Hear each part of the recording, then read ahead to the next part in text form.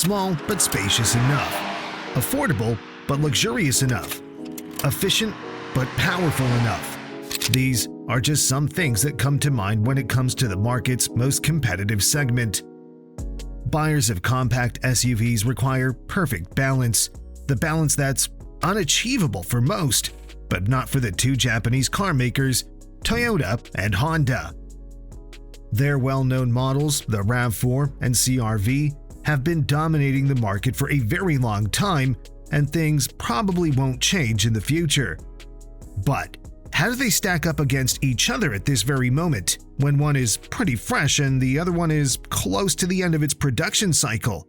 Let's find out who's the winner in this battle of the best sellers. Let's start with the exterior design. The CR-V is much younger, as mentioned, being introduced last year. And it looks better than ever. For the first time, the styling doesn't seem polarizing. Instead, it looks more mature than ever, with a conventional design approach that incorporates classic lines but also brings a decent dose of aggressiveness. On the other hand, the RAV4 has been around for more than 6 years and can't pass unnoticed. Still, the current generation of the world's best-selling SUV is aging with grace. Its attractive design, full of sharp lines, still looks pretty fresh, even when compared to much younger rivals like the CR-V, especially if you pick up some of the higher trim levels with more attractive wheels and other exterior upgrades. All in all, we'd say that the CR-V looks a little bit better, but the RAV4 trails only by a little. Both models look very attractive. On the inside, the age difference starts to become more noticeable. One look at the dashboard and it's clear that Honda's SUV is a newer product. It incorporates the brand's latest design philosophy with a dashboard that looks quite similar to other Honda models like the Civic, Accord, Pilot, etc.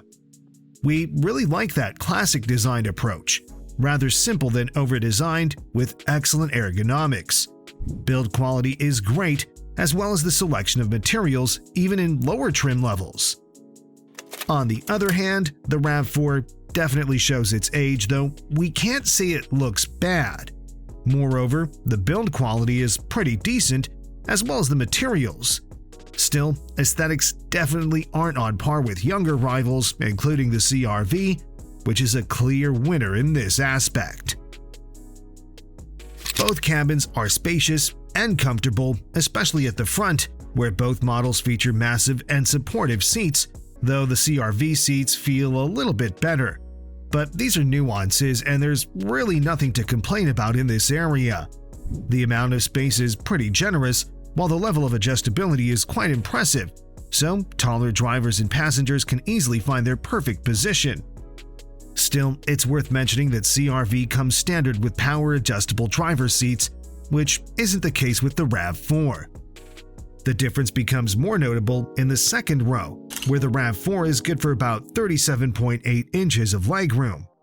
As a bigger vehicle with a longer wheelbase, the CR-V is more generous in this aspect with 41 inches of legroom, which is practically as much room as in the first row. The same trend continues behind the rear seats, where Honda's SUV offers 39.3 cubic feet of room compared to Toyota's 37.6.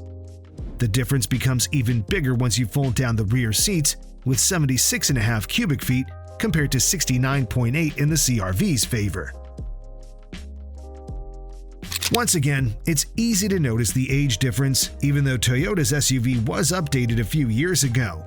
Honda's infotainment system feels more modern, though it's far from the best in the class. Toyota's infotainment looks older both in terms of graphics and response, but it comes with bigger screens, standard and optional.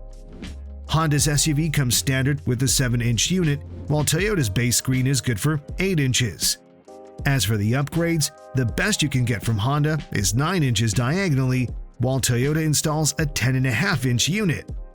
What's important is that both come with essential connectivity features such as Apple CarPlay and Android Auto. As a younger model, it doesn't surprise that the CR-V comes with more standard tech features: a Wi-Fi hotspot, Bluetooth, dual-zone automatic climate control, remote start, push-button start, keyless entry, and a moonroof are all part of the standard equipment. Additionally, you can get upgrades like wireless Android Auto and Apple CarPlay, Amazon Alexa, navigation, wireless charging, satellite radio, a Bose audio system, and a heated steering wheel. The RAV4, on the other hand, comes standard with wireless smartphone integration, as well as with navigation, a Wi-Fi hotspot, satellite radio, dual-zone automatic climate control, and keyless entry. If you pay more, you can also get wireless device charging, proximity keyless entry, push-button start, and a moonroof. As for safety features, base versions are practically the same and come standard with a rear-view camera, forward collision warning, automatic emergency braking, lane departure warning, lane keep assist, traffic sign recognition, and adaptive cruise control. The only extra feature you get in the CR-V is rear seat alert. Among upgrades, you can find blind spot monitoring, rear cross-traffic alert, and parking sensors. Additionally, the RAV4 offers an optional surround view camera and digital rear view mirror, while the CR-V stands out with reverse collision warning and reverse automatic emergency braking. Both SUVs come in gas-only and hybrid variants. The RAV4 is even available as a pretty capable plug-in hybrid variant, but we won't pay much attention to it in this comparison, simply because there's no comparable powertrain on offer for the CR-V. So, without further ado, let's start with base gas-only powertrains. Each model has its own advantages depending on how you look at things. Toyota relies on old-school technology with a larger displacement, naturally aspirated inline-4 engine that puts out around 203 horsepower, enough to hit 60 in about 8.5 seconds. Honda, on the other hand, uses a smaller displacement 1.5-liter Turbo 4 with 190 horsepower. It's a half-second slower when it comes to the 0 to 60 sprint, but driving dynamics are actually a little bit better thanks to the turbocharger.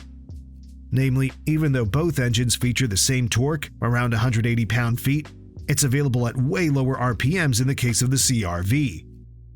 Toyota's engine needs to be revved higher to show their full potential, but it isn't without trump cards. Its obvious advantage is the 8-speed automatic transmission, which feels way more engaging to drive compared to Honda's CVT. As for the fuel economy, Honda's Turbo 4 is a little bit more efficient in urban environments and returns up to 28 mpg compared to Toyota's 27. All-wheel drive models are good for about 27 mpg in both cases. On the other hand, Toyota's larger displacement inline-4 feels more relaxed on the highway and achieves up to 35 miles per gallon compared to Honda's 34.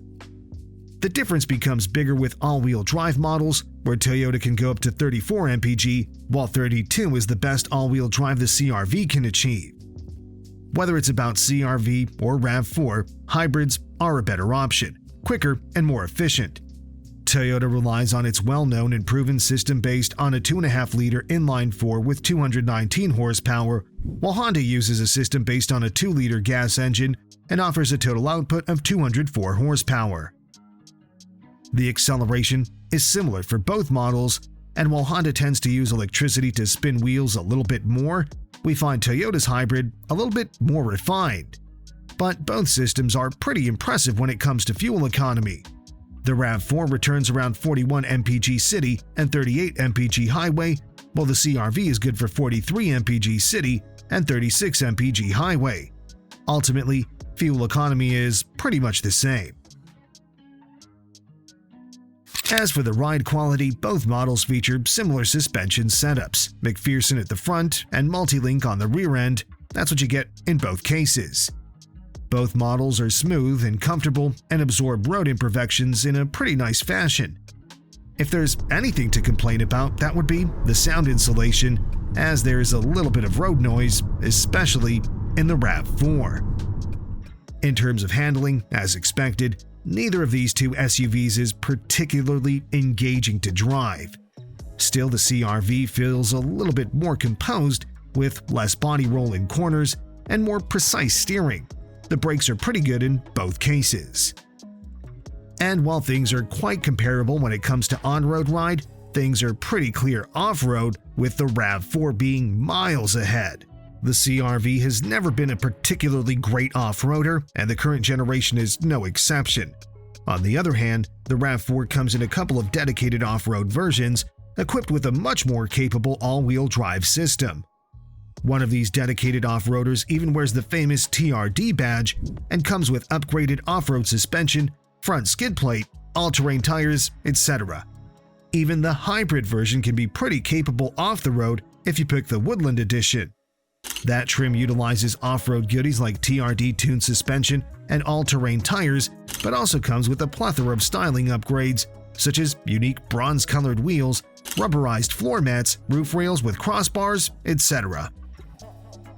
Finally, a few words about pricing, and once again, things are pretty similar.